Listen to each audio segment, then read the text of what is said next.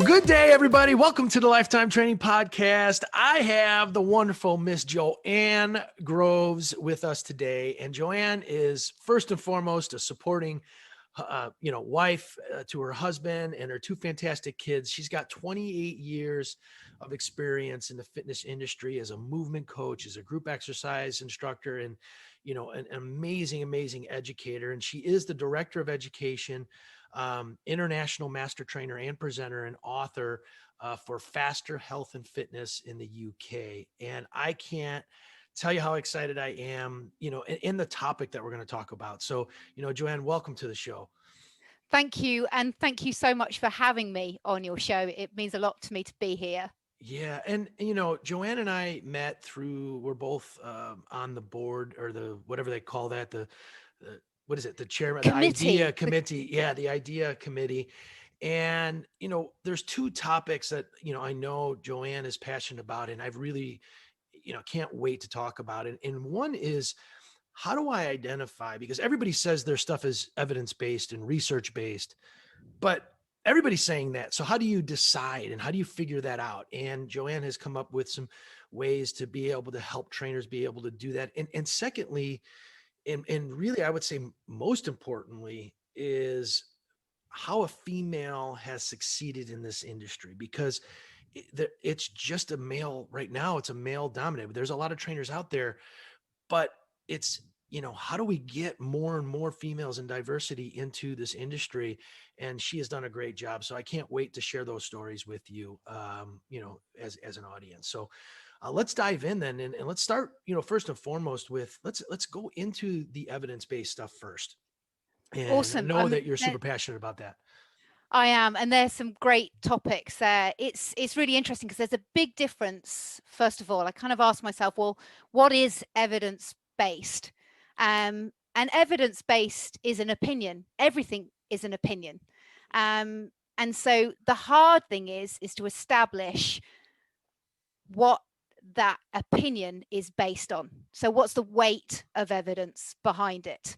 So first of all, I could come on here and say, well, this is evidence-based. And according to my dad, who reads the Daily Mail, he likes to put jam on his knuckles if he's had a bee sting, and that is evidence-based. It's the evidence that I've got from my dad. And obviously he's very trustworthy. But when we're talking about working with our clients, we want to make sure that, first of all, we're not making it up. And we all want the best for our clients. I mean, nobody gets into this industry because they don't care. Everybody gets into it because they care and they want to help people. And I think it's something that can be really daunting. I mean, I came from an acting background, so my degree was not, that looking at research papers. So I had to work really, really hard, and it almost seems unobtainable.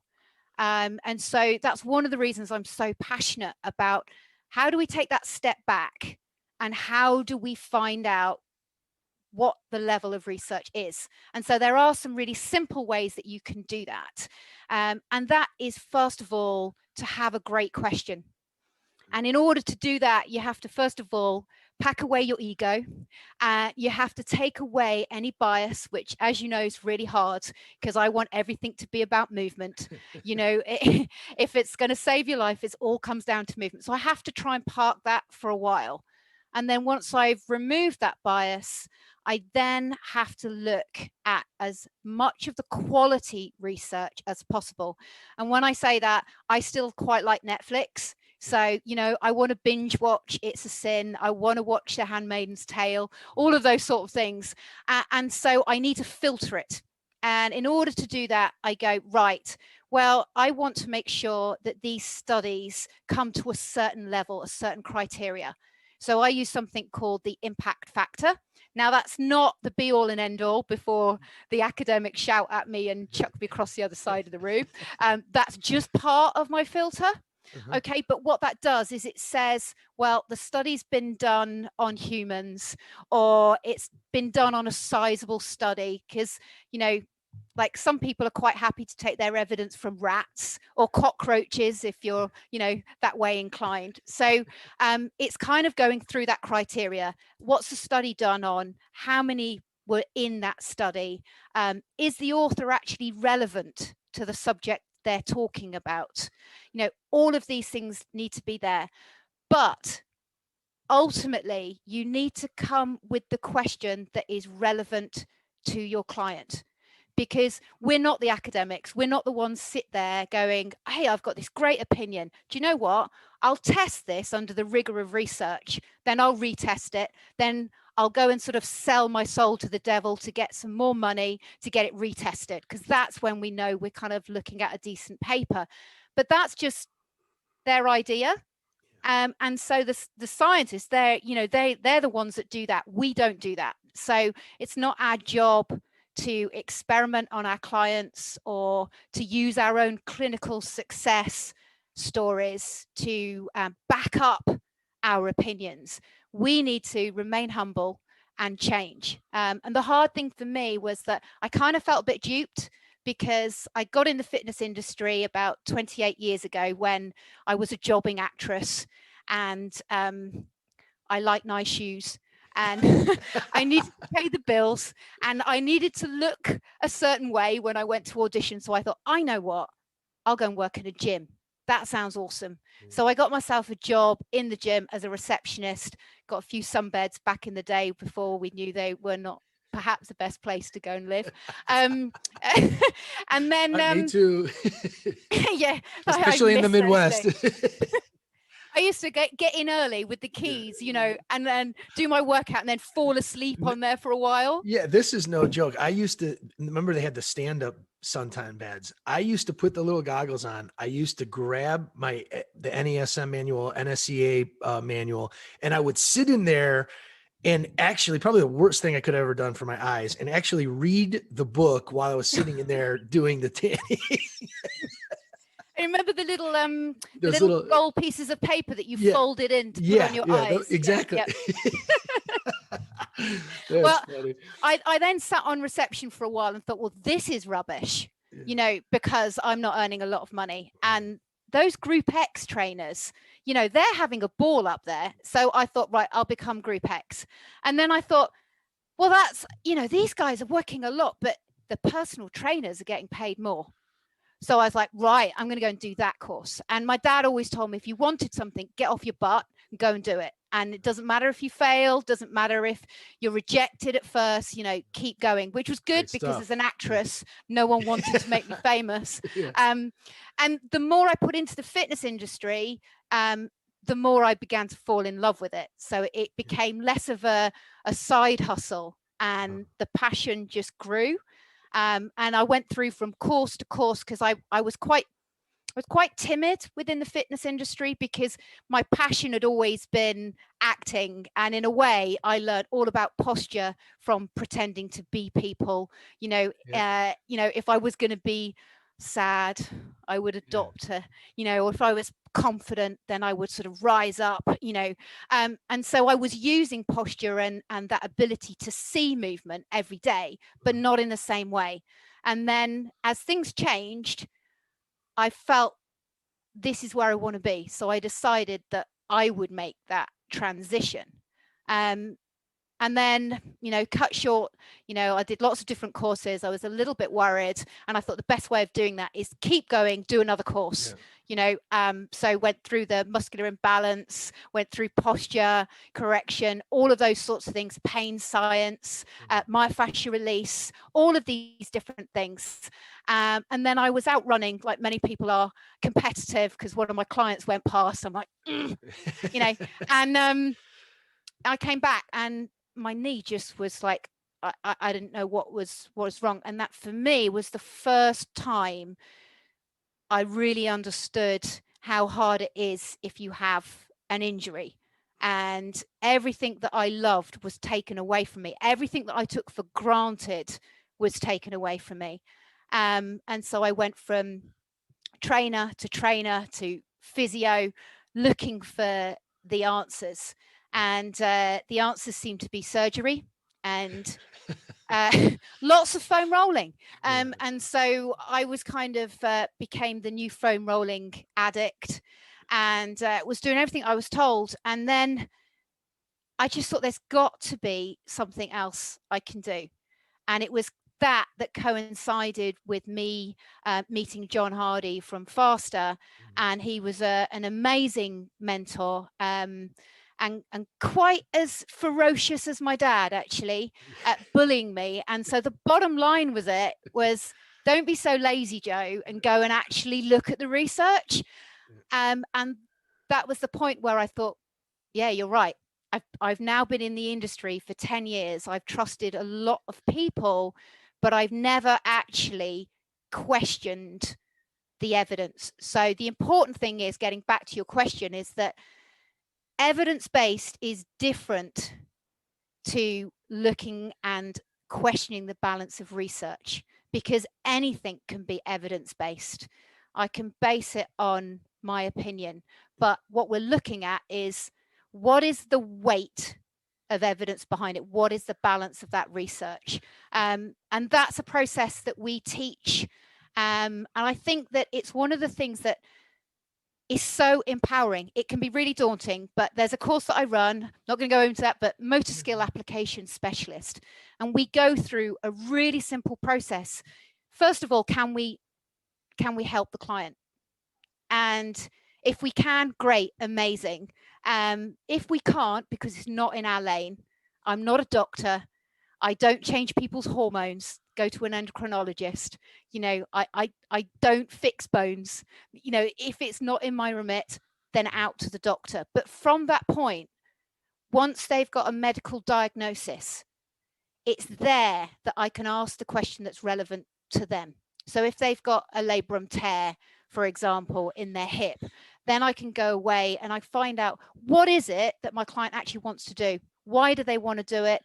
What's Well, that goal mean to them? yeah. And then I can go and look at the research. I can find out, how that would impact, say, for example, they just want to run. Now my question needs to be more specific to that client. Go through the filter, the impact factor. But if anybody needs any help with that, I do love the subject, so Yeah, I can I'm tell. happy Yeah. to go. Does Well, that help at all? Because it well, is a big yeah. topic. Well, and the thing too that, just in, I've been about the same, about 25 plus years. And when we started as Look well trainers, for it. 25, thank you, for 25 years, it was, we were bodybuilders. I mean, and Yep. it was body composition change, mainly about getting bigger, or some people, losing weight, but things have evolved so much. And, with the advent of, probably in the mid 90s, in the States anyway, you had a lot of really good physical therapists that started to dive in and say, hold on, I'm going to create a training certification, and so now you have what we now call corrective exercise or therapeutic more based stuff that started to infuse in, and now we've changed, and and then it turned, and now nutrition is something that when we first started you couldn't talk about as a trainer, and now you can. And then there's the behavior modification, which is probably more popular now in mindset. And I always say the best program doesn't mean anything if the person isn't going to do it. So with all of this, I think this is one of the things too that causes confusion in our industry, because then if people don't have a system to try to filter through, they're going to look at all of these different programs and the people that are creating these programs and just follow them blindly. And some of it has been fantastic, some of it isn't. But I think that's part of the confusion of the industry is, NESM says that the OPT model is evidence based, and it's great for a certain population of people. But then as you keep going, I think more and more trainers, as they increase their age and they start to expand their horizons, they start to poke holes a little bit. And Mm. that's a good and bad thing. I mean, it's great for them for continuing on, but then they come down and they confuse the hell out of the trainer who was an NESM trainer, and that's all that they've learned at this particular time. And I'm just using them as an example. Mm. Um, where then it confuses them because they've been getting pretty good results with what they've been doing, or good results with what they're doing, But now you get these other people that start poking holes, and that's what creates, I think, some of the negativity in the industry. I think you're absolutely right with that. And the hard thing for me at the time when I lost the ability to be able to do what I love, Yeah. and I was threatened with a knee operation, was the same time that I felt like I was Jesus of the industry. Like I was fixing people and I loved it. You Mm. know, like there was nothing better than someone coming to me and thinking like, oh wow, they've gone out of my session. And I had a client who was in the Robert Palmer video, the iconic one, who For real? Do you know the dance? can Do I you know say the this? dance? She was the one that wasn't wearing the bra. If you did, I want to see you bust anyway, out the dance. There's not much to it. I borrowed her address for a Yeah. fancy dress party, but that's another And, story. and for Anyway, those that we are dating ourselves, it was an Addicted to Love video back in probably what, the late 90s or early 90s, I think it was. yes, yeah, absolutely iconic. Yep. And she came to me and she couldn't move her arm, you know, sort of past 90 degrees. And I had just done my scraping course and I was like, right, you know, like I've got another tool in my Billy the Kit bag here, you know, and I'm gonna, and I was a bit tight at first. I didn't buy the knife straight away. I went for the spoon option because they said, you know, like you can use a spoon. So I spooned everyone in Wimbledon, put that on my CV. And then you know, I was like, this is amazing. Look how good I am. Like your arm is up here now.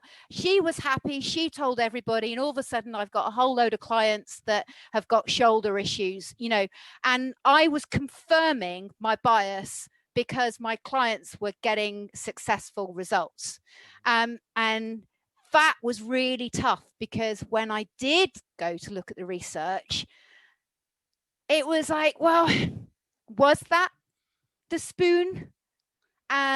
Or was that the connection that we had? Because it was not tested in the rigor of science. And then the more I looked into it, the more I saw that the question really was, how do I best help my client? And then I couldn't find that as a solution. And that's when it becomes difficult. But I think the important thing is that it doesn't matter what my opinion is on any of the techniques. What's important is that you look at what your client wants to achieve and you question it yourself. And so that way, you know, it doesn't matter what course you've done, because every course that you do helps you. It helps you to learn more about the body. It helps you to learn more about anatomy. It helps you to learn these different techniques that are out there. But if you remain open and you remain humble and you go, you know, this was amazing today, but now the research has changed. Yep. And so it was really hard, but I had to go to my clients and go, I'm not going to spoon you anymore. Well, and it is. And the quote I've always lived by is there's two: more you know, the more you realize you don't know, and be okay Yep. with that. Be okay with that, and stay within the lane that you've learned and you've spent time learning.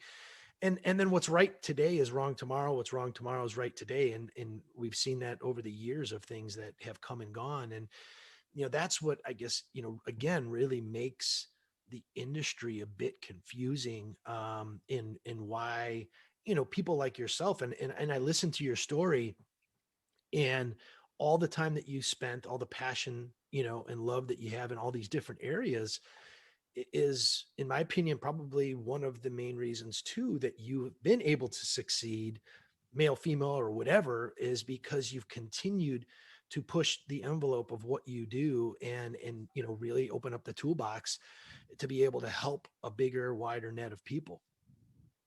I think when it was that moment when I realized that, you know, that if someone's calling to authority and saying, well, well, this is right because of my Dr. So-and-so friend, let me just check out who that doctor is, Yeah. and I had is it relevant to the story? I had, oh yeah, I sorry to cut you off, but I had somebody, I just remember it so vividly. This guy, I was a trainer, probably first 5-6 years of training. And this guy was like, don't tell me, I'm a doctor. And I'm like, okay. And so I come to find out the guy was a PhD in English, and he was saying I'm a doctor. And I'm just like, Yeah. oh God. Yeah, or a doctor of a foot or something Yeah. like that. I'm Yeah. like, well, we're talking about shoulder range here. Yeah. It's um, nuts. yeah, and that's really interesting, actually, kind of an interesting segue to some of the experiences I've had, because as a female, you're absolutely right. I don't think it is just a female male. The world has been male dominated, Mhm. and we need to encourage women to have their voice. But what I have noticed is, if as a woman you want to speak up, you better know your facts. You better know Mm. your research inside out, because it's not just the men that will come after you, it is the females that will come after you as well. So you need to make sure that you really do know exactly what you're talking about. And when I did go through this enlightenment, if you like to put it, of, oh, I should actually read the research, Yeah. I was a little bit like someone who gives up smoking. And I was like, right, we need to talk about this all the time. And I was probably a little bit over enthusiastic, and I got myself into a few debates. And there's a great group on Facebook here in the UK, and it's very male dominated. And I was at that point where I was so passionate. I want to share these ideas, I want to help people. And it was like, oh my God, who is this woman that dares speak amongst men? And the funny thing is that I'm a little bit naughty. I do have a very bad sense of humor that I have to tone down sometimes for social media. But I said to John, let's have a little game here, shall we? So we had this game of, let's say different things on this thread and see how it goes. So the difference is, John can say something and he gets the sensible debate. I say something and I get, oh, snowflake, listen up, sweetheart, all of this sort of stuff. Oh And so man. it's that kind of thing where I've had so many females say to me, oh, I would really love to post this, but I'm afraid of what people will say. I even had one guy who found me on social media, decided to tell me that I had, what was it? He said, oh yeah, something about my knee. In that I've got a really good knee valgus. So I would say I'm really skillful at knee valgus in my right knee. I've managed to make it to my ripe old age, and it wasn't that knee that needed surgery, that I didn't have, by the way, by changing my process. Anyway, so he was telling me his story of what that was, but he didn't do it under his name. He did it Oh, under the name of a female, over an account that he made up. And wow. he said that he was a physio, that he wasn't. And I mean, I thought, this smells a rat. Like the first line, do you know you got this, da da da da da, Yeah. from a physio? I'm like, no physio with any sense of professionalism would have ever approached someone in that manner. Yeah. And then after that, he became another female just to have a go, which, I don't know. Maybe Yeah. I'm wrong, but I Yeah. just don't hear that sort of thing. And also, like you said before, when you're asking for females to come on this podcast, it's hard, Mhm. because as females, um, we tend to be pigeonholed into group X or yoga, which is absolutely fine, if that's what you want to do. But what I want to see is more females being technical, and being there as that person that can lead and help question the science. It is. And, again, as the show, my guests have been primarily men. I mean, maybe I think it's about 30% female, but it's also going out and finding the females that are out there that are putting together education, you with Faster, the different groups. So if you look at NESM, ISSA, NSCA, so male dominant. So we continue to look and try to share that message. And, it's something that I'm super proud of too with Lifetime, is there is a good deal of female. Again, it's still, if you look at the percentages, it's still off, but some of our most successful fitness managers are actually females. Well, and you invited me on, Yeah. so that's awesome. Yeah. So that's great. And I think it was a perfect segue too of talking through evidence and the importance of understanding that as a female. But what other things have you had to face getting to where you are today? Well, I mean, I think it's the constant thing, and some of the time you don't even notice it. Yeah. And that's the hard thing. You don't even notice it. You're just expected to go a certain route. And like I've said, it's the constant debate. Like it's almost like I have to lift or show that I can lift in order to have that conversation with someone. Yeah. But actually that shouldn't that's not the value of a trainer. The Yeah. value of a trainer is the one that able to see the person in front of them and be able to give them the tools that they need to meet them where they are and give them that experience that, like you said, makes them want to come back, makes them want to do it again, and makes them want to move. Yeah. So what I've kind of done over the years is start to think about ways that, one, if I mess up, doesn't matter.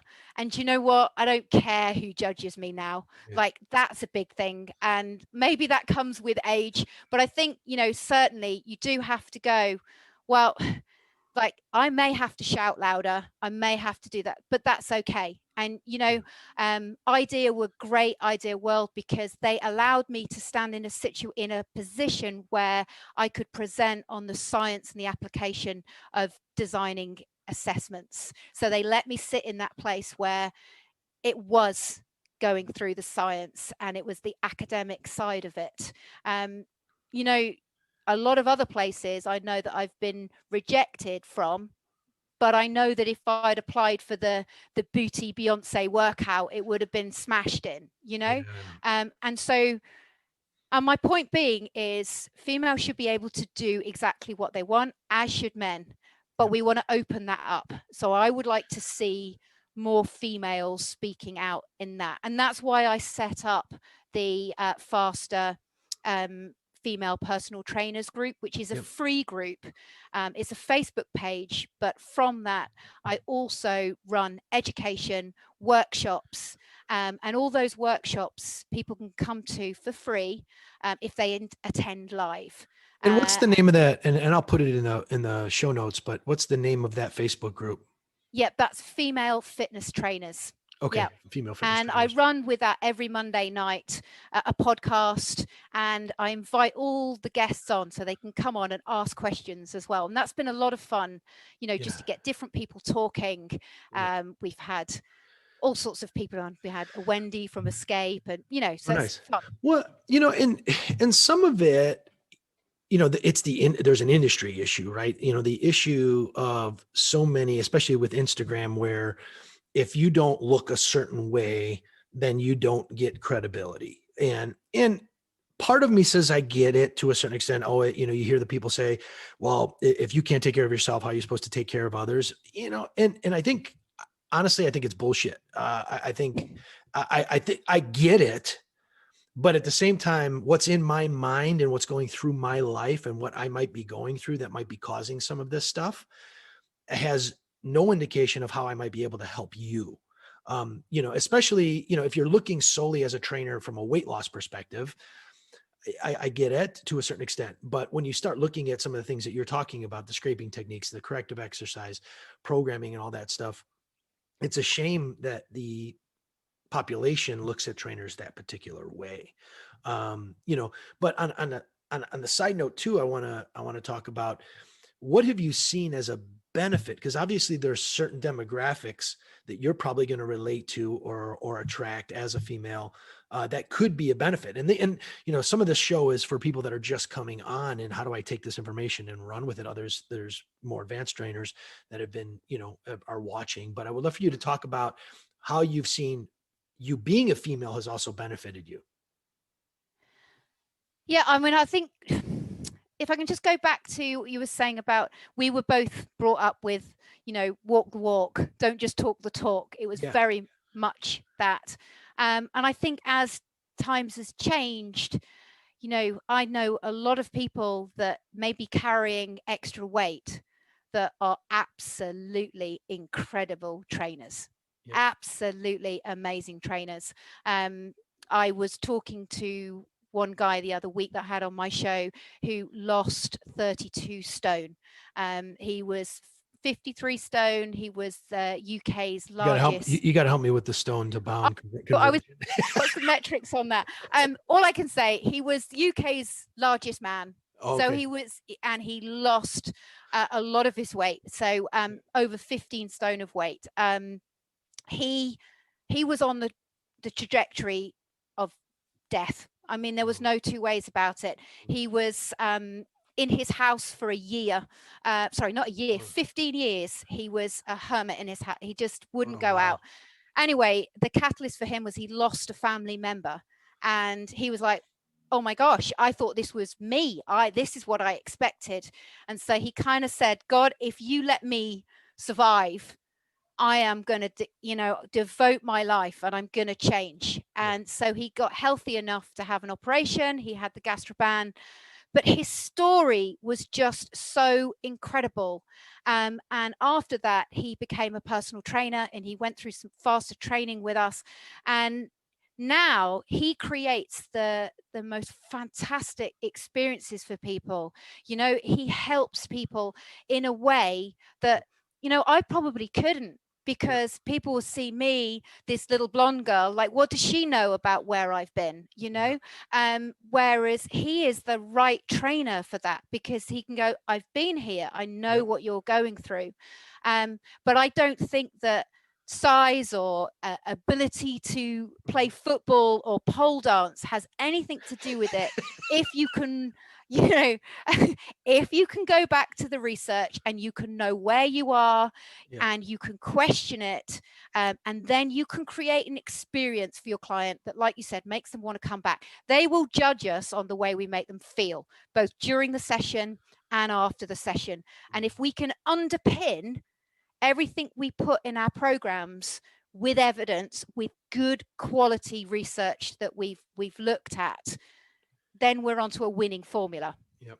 Well, and something you said there too, that I think that the technical training junkies, male or female, lose track of. And I would put this, I see this more with the male side of it too, is they get so caught up in their guru and in what it is, their program design, and in all of those particular things. And those things are important. But if the experience in which you're giving that program that could be great to the person isn't done in a way that, you, like you said, makes them feel a certain way, connects them, there's some entertainment value. And I'm not saying being, goofy, but those are the things that are going to retain and keep that client coming back. As opposed to, oh, you do my program and you're rigid and you don't create any type of experience. So would you explain in your terms what you said the word experience quite a bit as it relates to a session? Can you dive into how you create that and what you teach people to be able to create that experience? I think that's a great question. There was a couple of things I kind of wanted to go back to, Yeah. because it is a big subject and Yeah, probably could warrant a whole other hour talk for sure. in itself.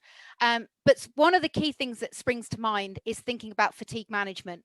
Obviously, our game is we have a client and we need them to do a certain amount of work, a certain amount of volume, a certain amount of load, a certain amount of intensity. We need to get their nutrition right, whether that's calorie deficit or calorie surplus. We Yeah. need to check their genetics, check their mum and dad are on point to get the results that they want, whether that might be weight loss, whether it's hypertrophy or a sports goal. The challenge comes in, because really that's easy. 12 weeks later, bosh, job done. But the challenge is we've got to get them to overcome things that will get in their way. And one of the things is, I've had enough now, I'm tired, thanks.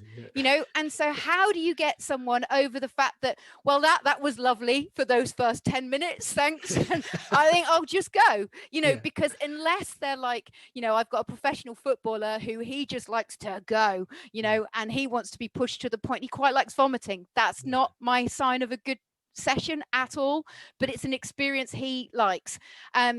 So I need to know how to be the right chameleon, the right coach for the person that's in front of me. So I need to make sure that everything I do is still underpinned by science. So I'm still thinking how much intensity, how much load. Am I stimulating as many muscle fibers as possible? Am I getting in the way of their unconscious learning? All of those things. Am I being the right coach? When they say they're tired, are they really? I mean, are they? Yeah. Because if they're not, and you've said, okay, see you later, you're You not going to enable get them. the results. And it doesn't matter if that's a professional athlete or someone who's wanting to lose weight. In fact, it's probably more important if it's someone who wants to lose weight, because there you need to create that adaptation. So Yeah. that might be your time to look at the research around fatigue management, around the central governors theory, and think about, right, well, okay, how can I be that person that, we can't go down the drug route. Yeah. That's one way of changing fatigue Yeah. management. Yeah. But we can be the coach. We can get underneath their skin. We can give them the praise that they need at just the right time. We can allow them to change a movement just enough so they go, oh, yeah, that felt great. So it's about, this is something we go into on motor skill application, but how you look at, one, matching the correct energy systems within that session. Muscles can't count. So we're really talking about a time. We're really talking about that intensity and load. But then also 2 days later. So my client that has had sciatica wants to get up 3 days later and know that she isn't experiencing discomfort in a hip that she might think is sciatica or whatever. I want to stay away from that. So I need to know my biomechanics really well. I need to make sure that I'm not eccentrically loading that hip. But equally, if I have got the client that goes, it's not a good workout unless I struggle to walk down the stairs, well, then I'm going, all right, well, this person likes to feel a certain way in a session. I'll hit that with energy systems. But to get the walking down the stairs, I'll match to my mechanics. So I'll make sure that I'm eccentrically loading. Yeah, I love it. And, it reminds me, I saw a movie the other day. It was pretty good, called The Little Things with Denzel Washington. And I forget the other two guys that are in it, Jared Leto, somebody else. And, it brought me to, these are criminal investigators trying to find out a crime. And he's like, it's the little things, it's the little things that are going to allow you to solve this case. Or in this particular case, it's the little things of knowing all of the things that but taking those things and figuring out how within a session am I identifying those things, as opposed to being a robot to your piece of paper that you've created, or, losing, in big clubs like the ones that we have, it's very easy to all of a sudden glance up at a TV or do something like that. And that completely ruins your experience. And then every one of your clients tells you, oh, it's just, I don't have enough money and I can't make it. When, if everyone's telling you that it's money, it's probably not money. It's probably No. the experience that you're giving. And that's something that we go into in a lot of detail, is how you deliver in the style of a story as well, so Love that it. you're creating the right emotion at the right time. It reminded me of one of my clients. He's a young athlete, and I knew he had more. That feeling when your son's out there and you're like, come on, and I'm like, no, it's not going to work if I do that. And I just looked at him and said, your mum could run faster than that. Oh my God. Because and at that point, the glare, and I'm like, oh, I've got I him, got him. and that was it. And not only that, he went away the next week and he trained hard. He was not going to let me have that. But I knew that was a button then that I had, that I could press. Or, for some, it's the, don't worry if you can't do this as well as me. And you just see that look in their eye. And then obviously I have clients that need a completely different approach, but it's that. And I'm sure you have as well. I highly recommend that trainers go and do some courses where they learn about the way people hold themselves, and status play and things like that, and how to communicate with that kinesthetic response, Yep. because we do have to nudge constantly. How can we encourage someone to keep going past that point? Yeah. And one of the things too you mentioned as well is not, oh no, you're not good at that, let's move on. Or you give them an exercise, they're struggling with it, and then you just completely scrap it to move to something else, which in their mind then, it becomes this negative feedback loop that we all have, that I'm not good at this. And then again, that intention was good on your part, but the delivery of how you transition that exercise or transition that experience at the time is one of the things that may have caused you to cause the person to say, I'm done with this. I don't want to do it anymore. I stink at it, and then that filters through. So, there's so much that we I have to mean, do. There really is. But again, I'm going to go back to JoAnne, the things that you're saying that is amazing is that you're so aware of all of the little things that you do within the session. And that's where I think there's so many trainers too that are out there, that especially in our industry, they grow up, they see massive success because they sell a lot, they get a lot of clients, and then they get pushed right into that management role, and they couldn't repeat back a single thing that they do from a little thing to get there. Some things are just innate, or they never spent the time to think through what it is that they've been able to do so that they can reproduce the success. And your ability to understand that and do what you do and know the little things to be able to reproduce success is like something I've never seen. I mean, that's what's strange. If it's like, if you're in a bar with someone, we all respond to each other in different ways because we are all unique. Mhm. There isn't a generic approach for anyone. And we can't guarantee how someone will feel in our session, Yeah. because, you can watch the same movie as I do and we all have a different response to it. Yeah. But we can see the response, and we can hone in on the response, and we can learn to go, oh yeah, this is I see this now, I need to change. Like if you have a client, for example, who, the person that struggles with not getting it right, did I do this right, is that lunge right, did I get that right, is that wrong, and for them, one of the tips that I give my students is to take that away from your client, and you say, right, in this next short section, if I give you a movement that you can do, I've not given you the right exercise. Right. And so there you've taken away that. And so they don't need to do that. Or you give them things that they can't fail at, like, touch that cone. And if they choose to do a forward roll and you were expecting a lunge, well, then change the way you Yeah. coach to get to the cone. But it's not about them getting it wrong. You're just being really clever in the way you put the puzzle to them, Yeah. and they learn how to overcome that puzzle. But then when you're working towards performance, that's when you're going to strive for their best movement Yeah. and be best friend, nurse, doctor, friend, evil person from hell. Yeah. Wow. It's great, great stuff. And obviously, again, if hopefully you've listened to the whole podcast, said this far, and you're seeing and understanding where and why the success that you've had has come. So it's fantastic. Anything else just on that topic of things that you've had to struggle with, things that you've seen as a female in the industry? um, well, yeah, there is a lot of things that may be perceived to be negative, but I think we should be positive. And I think the industry is changing rapidly. Mm. And what I see is that it's opening up, and it is a fantastic time to be a female trainer in the Yeah. industry. There is lots of support out there, and there are lots of amazing male mentors, female mentors. Go out there, find them, and keep learning and keep questioning. I think that would be my biggest thing, to question it, but don't limit yourself, and don't be afraid.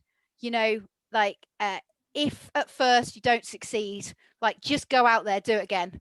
Yeah. I think I do hear my dad behind me Yeah. out there, like, just Yeah. But that's that resistance, I talk about it is, we don't teach it. It's not taught, I don't think, enough or ingrained unless you have a parent, of not being afraid to fail and knowing that your brain remembers the negative over the positive more times than not. And those little things of just constant nudging of get out there, try it, fail, learn from it, move forward. That skill early on is so beneficial. So, and I sometimes love parents that. and sometimes parents don't understand that they're doing it, maybe the way that they do it, but the lesson is learned, after the fact. But sometimes during the fact, it doesn't come across as, too warming or nurturing. I think the key there that you said is to learn from it. I Yeah. mean, it's like our clients, we don't want them to fail. Mhm. We don't want to put them in that scenario where they fail. We want to put them into a scenario that they overcome a problem and they get there. Yeah. But if you see that it is a failure, or you do something, you think, you go, well, that was an interesting lesson I learned. Yeah.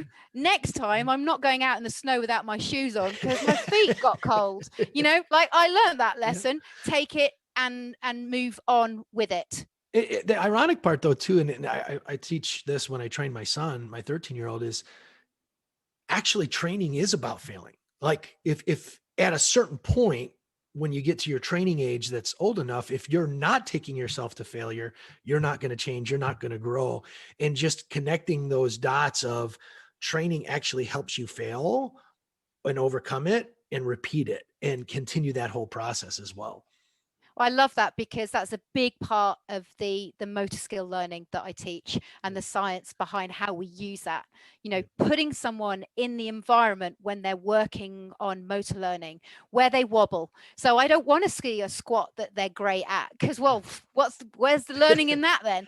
I Yeah. want to see the one when your eyes shut and you're Yeah. trying to recite, I don't know, Shakespeare at the same time, and Yeah. then you start to wobble, because now I know that we're in the learning zone. Yeah. And bringing in that mindset side of it, that I think is really, really important, and encouraging that. Yeah. Yeah. Well, one of the things too that I saw is you have 3 simple tips to help find your unique voice and communication style. And I think it'd be a great segue, into this kind of last section of the podcast for you to talk about that, because everything we've been talking about actually has to do with that. But, to kind of streamline it into some bullet points, that'd be great. I think what's tough is, again, it's such a big subject, Yeah. and it's hard to give a generic answer to that. So I think some of the things that have helped me that might help other people, are to think about what it is that you're passionate about, why that means so much to you. Because when you do that and you find out what it is that's behind that, you can then become consistent, and think about delivering that message consistently, and that will help. So whether that's in your marketing for your business, or whether it's attracting the clients that you want to work with, being consistent in that message will help. The other thing with your voice, again, is to think about what is the information behind it. Because when you have that confidence in knowing, oh, I've looked at those 400 papers, or those, whatever it is, and it doesn't matter, because although I've said that I do think that people should look at the research and go through that, we can only do what we can do. And if you've just come through a course, you might be going, where do I go? So you may go to YouTube, you may go to your favorite gurus, and then from there you'll start to go, well, this guru is always quoting this research, da da da da da, and Yeah. that will lead you there. So start to go there, start to read their research. Yeah. But before you quote their research, start to question it. Yeah. And that certainly for me is something that really helped. It's funny too, because if you look at a lot of the manuals that are built and you look in the references, it's Mhm. very, very similar resources that those books are coming from that I've noticed quite a bit as well. Now that reminds me of a funny story. I'm going to mention no names, Yeah. but on a certain manual, I went to the quoted research, and then when you follow the link, it says for the research, go to this link. So you then go to the next link, and it's then screens on. And by the end of it, you're going round in a circle. You never get to one single research paper. You just get to this whole loop. I was like, where is the actual paper for this? Where are the actual journals? Yeah. So yes, definitely be really brave with that. It's not as hard as you think. Like, you know, I was an actress. If I can do it, then definitely anybody else can go through that simple process. And that leads me to my third thing: have a process. So when you're with a client, always go through that process. Number one, can you help? Are you the right person to help? You know, don't be afraid to go, you know what? That's the job of the dietitian. Yep. You know, because actually your clients will respect you for that and they will come back.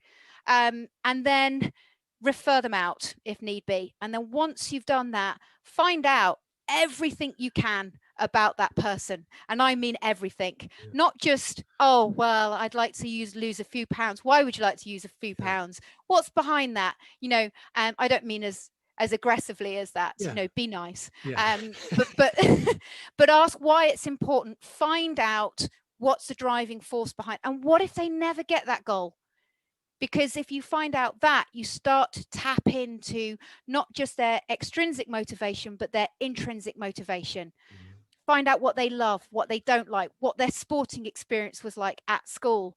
And this gives you all the information so that you can be the right coach for them in the session. And you can make sure, you know, I noticed when I said deadlift, they kind of shot back and you think, oh, maybe we want to go more onto the a suspension trainer piece of kit or whatever it is. But be aware, you know, do they like to be outside in the park? Do they like the busy area in the gym?